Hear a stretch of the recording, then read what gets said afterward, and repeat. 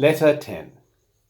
My dear Wormwood, I was delighted to hear from Triptweeze that your patient has made some very desirable new acquaintances, and you seem to have used this event in a really promising manner. I gather that the middle-aged married couple who called at his office are just the sort of people we want him to know.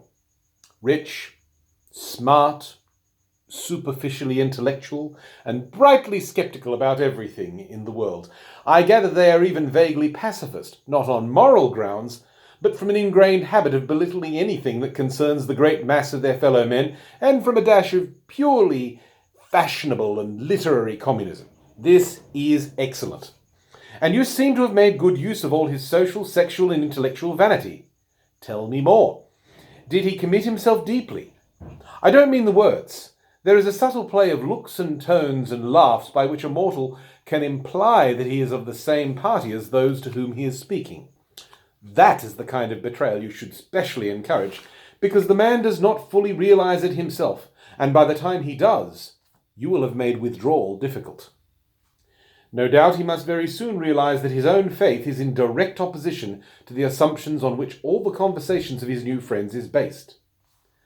I don't think that matters much, provided that you can persuade him to postpone any open acknowledgement of the fact. And this, with the aid of shame, pride, modesty, and vanity, will be easy to do. As long as the postponement lasts, he will be in a false position. He will be silent when he ought to speak, and laugh when he ought to be silent. He will assume, at first only by his manner, but presently by his words, all sorts of cynical and sceptical attitudes which are not really his. But if you play him well, they may become his. All mortals tend to turn into the thing they are pretending to be. This is elementary. The real question is how to prepare for the enemy's counterattack. The first thing is to delay as long as possible the moment at which he realizes this new pleasure as a temptation. Since the enemy's servants have been preaching about the world as one of the great standard temptations for 2,000 years, this might seem difficult to do. But fortunately, they have said very little about it for the last few decades. In modern Christian writings, though I see much, indeed more than I like, about mammon, I see few of the old warnings about worldly vanities, the choice of friends, and the value of time. All that your patient would probably classify as Puritanism. And may I remark in passing that the value we have given to that word is one of the really solid triumphs of the last 100 years. By it we rescue annually thousands of humans from temperance, chastity, and sobriety of life. Sooner or later, however, the real nature of his new friends must become clear to him, and then your tactics must depend on the patient's intelligence. If he is a big enough fool, you can get him to realize the character of the friends only while they are absent.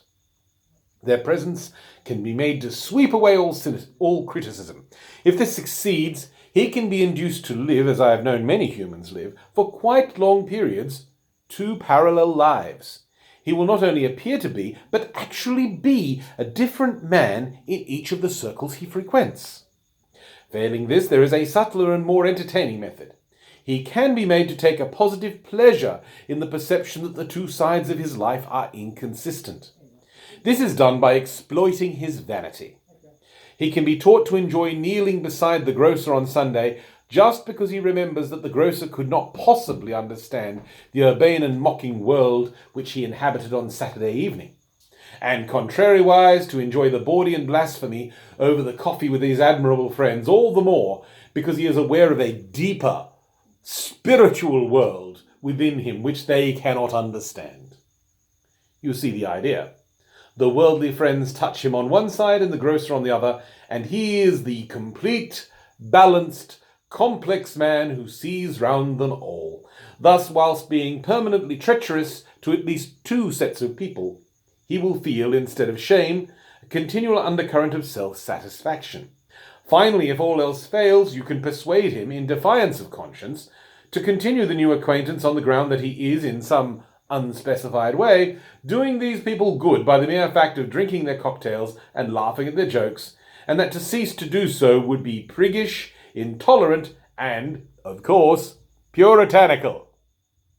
Meanwhile, you will of course take the obvious precaution of seeing that this new development induces him to spend more than he can afford and neglect his work and his mother. Her jealousy and alarm and his increasing evasiveness or rudeness will be invaluable for the aggravation of the domestic tension. Your affectionate uncle, Screwtape.